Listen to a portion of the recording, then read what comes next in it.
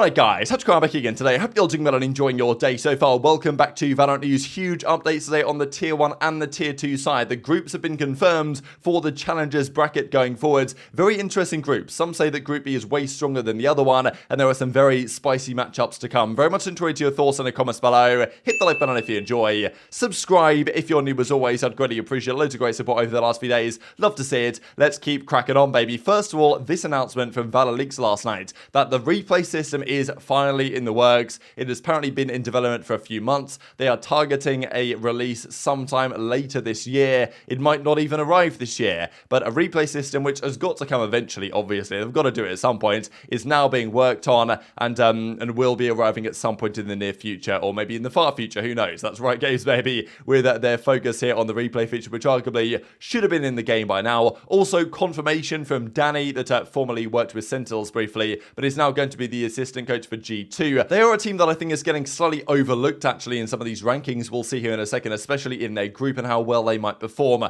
given what we've seen from, okay, scrims don't mean that much, but I think G2 are better than some people are giving them credit for right now. There's also this from Engride, pretty crazy stuff. He was part of the Gambit team that won, as a coach of that roster, of course, the Masters 3 championship for the VCT a couple of years ago now, and he's actually joining TSM as their coach for their roster. So he was a player for many years in multiple different esports. Now he's joining TSM as their coach, a pretty interesting acquisition, but I know that a lot of people are actually really excited to see this one. Oh, he's the assistant coach for TSM according to his bio right there. So nice little announcement from that side. And also this I thought was definitely worthy to mention because we have seen Disguised Toast get into Disguised Toast Esports DSG, right? We've also got Moist Critical, who's made Moist Esports, that's done some things for quite some time, and now Ludwig is becoming a co-owner of Moist Esports. He believes, and I think I understand what he's saying, that this approach might be the future of where esports can go. The VC backing of some of these teams might dry up, of course, as it stands, the economic situation. The sponsorships are going to struggle to maintain their, well, such a lucrative measure as they have done over the last few years.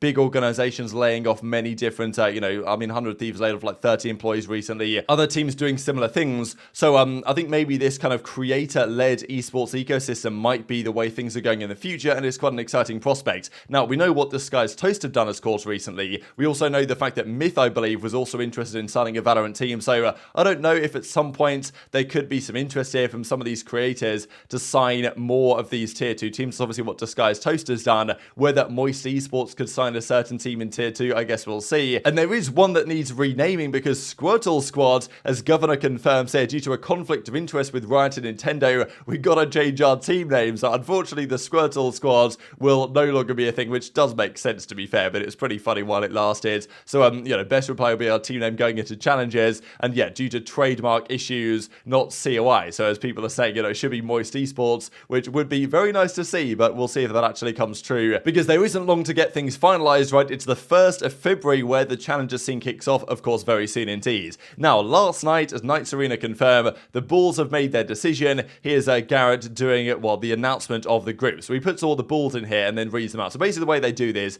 is they put the 6 teams from, they got automatically invited, they go through. So they were considered to be of equal strength, which I guess you can understand. You could maybe say, the guard should be like maybe higherly seeded, I suppose. But look, these were the 6 teams that got invited. So you can argue that, okay, whatever, just randomly draw them into 3 in one group, 3 into the other group, which is what they have done. But there is an argument to say that it's kind of stacked towards Group B because TSM look very good, the guard look very good. They both made the grand finals, of course, recently of that invitational, the Ludwig Tarek Invitational. Then they put the 2 teams in that qualified for the upper bracket of the first qualifier. Then they put the 2 teams in the lower bracket, and then they put the final 2 teams that then brought out the groups to look something like this. So it was randomly drawn within reason. Many would say that Group B is stronger, which I believe it is, but I do believe the groups are relatively well balanced. You've got FaZe, SRG2, Breakthrough, Oxygen, and Squirtle Squad, as they are currently known in Group A. And then Group B have TSM, The Guard, M80, DSG, Dark Ratio, and Aura Esports, which I do believe is a strong group. I think Group B is pretty stacked, to be honest. Like in terms of Group A, I think the 3 teams that are the kind of invited teams shouldn't have any issues really becoming top 3, because the way this will go in these groups over the coming months is that I think there's a mid-season tourney as well, but the groups might probably stay the same for the entire season, and you're going to need top 4 in your group to qualify for the playoffs, and once you've qualified for the playoffs, then top 2 at the playoffs qualify for the Ascension tournament, and then like out of those 2 teams that qualify for Ascension out of these 12, then one of them can potentially win it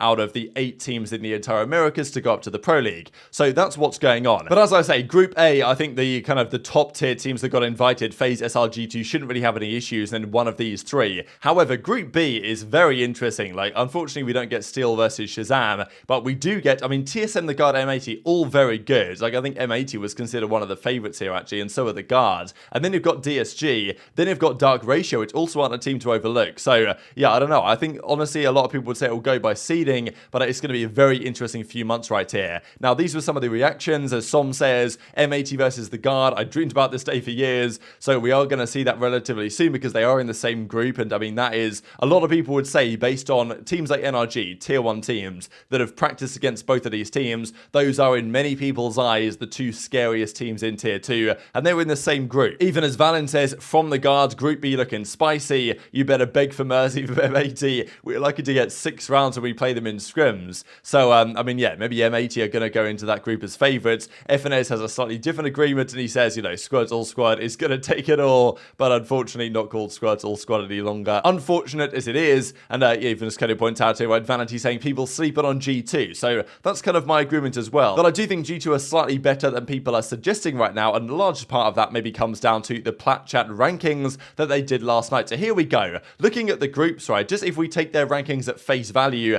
the group is definitely favoured towards Group B, because the Guards, M80, TSM, obviously 3 of the top 4, in their opinion, all there in Group B, and then they've got Disguise Toast, of course, and then, you know, Dark Ratio that are also there. Now, I think Dark Ratio are getting underrated here a little bit. I feel like having them 12th is kind of harsh, to be honest. I think Dark Ratio are probably better than a couple of these teams further up, but I think their list is quite interesting. The Guard, M80, Shopify Rebellion as well, having them 3rd. I think Shopify also kind of get overlooked a little bit. The former LG team, they will be solid, but, you know, I've got a feeling that TSM and G2 might be able to surpass them. I'm not convinced by FaZe, to be honest, but I feel like their analysis here that these 6 teams that got invited should be the top 6 is probably about right. But yeah, I think their top 2 teams are probably correct. So Guard, M80, I think they should be top 2 in some order or another. 3rd place, I might go as far to put maybe G2. Then I think TSM are there, Shopify, probably about right. Then Disguise Toast, I think, are deservedly maybe 7th. And then the rest, I think it's very difficult to say because you didn't get to see a lot of these teams actually play against each other. There were the occasional matchups, but usually they qualified without playing any of the other teams. And as such, we don't really know what the situation is. There have been some other opinions, though. So Zekan actually reckons that G2 are only 6th, and he doesn't reckon they're that good, actually. So we'll see. I mean, obviously, Sentinels and G2 have had their fair share of drama, so, you know, maybe Zekan doesn't really believe they're going to be that strong. And obviously, it's very competitive, right? But he reckons Guard, M80, then TSM are 3rd, then FaZe, Shopify, G2. So those are the top 6. And then he reckons Breakthrough are 7th, then Disguise Toast, then Oxygen, Dark Ratio, Squirtle, OR, which I think is probably a better ranking than what the Platcheck guys came up with, but very much intrigued to your thoughts on that. And if we look at this compared to the groups, right, I mean, on his list, right, we've got the top 3 teams are all in the same group, and then the next set of teams are all in the same group as well. So, you know, definitely makes for a very spicy Group B, which I believe that we do indeed have. Speaking of Tier 1 real quick as well, Purist confirms last night,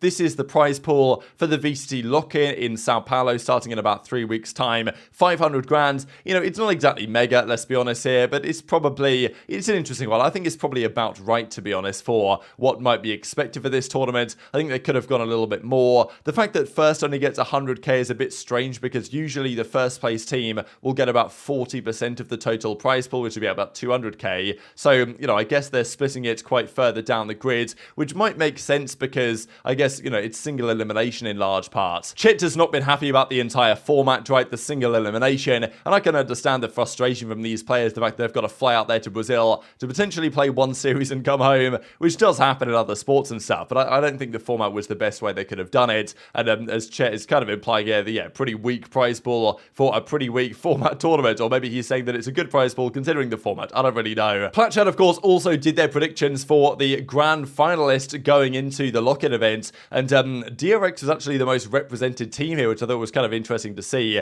So yeah, we've got 100 Thieves, a couple of mentions, which you know, GG's 100 Thieves. It's been a nice run, but unlucky you're not going to do anything now. And I do agree that 100 Thieves, I think, out of the North American teams are the most likely to succeed here. Then they've got Loud versus, you know, potentially Loud versus Fnatic in the finals, Na'Vi as well being mentioned. So quite a few teams mentioned as possibly in the grand finals, but I feel like it could be very up in the air here given the way these formats are going to be run. And also just to mention before we close out here from Na'Vi, Angel says, how can you take NA Valorant seriously if they can't even decide which site or app to use to lock in for practices? Which has certainly been some drama over the last few weeks between Chet and Psycho that we saw. And even Marv says, can I join your team? And Angel says yes. So, I mean, yeah, I don't know. Marv is definitely interested at some point in the near future in returning to Tier 1. Whether that's going to be in a region that's not North America, that remains to be seen. But more than likely, Na'Vi are probably going to be perfectly fine with that Marv. But yeah, maybe he's going to try and become the best controller in a different region this time around. But very much enjoyed your thoughts on all this stuff in the comments below. Hit the like button if you enjoyed. Subscribe if you're new. Take care. And I'll see you next time.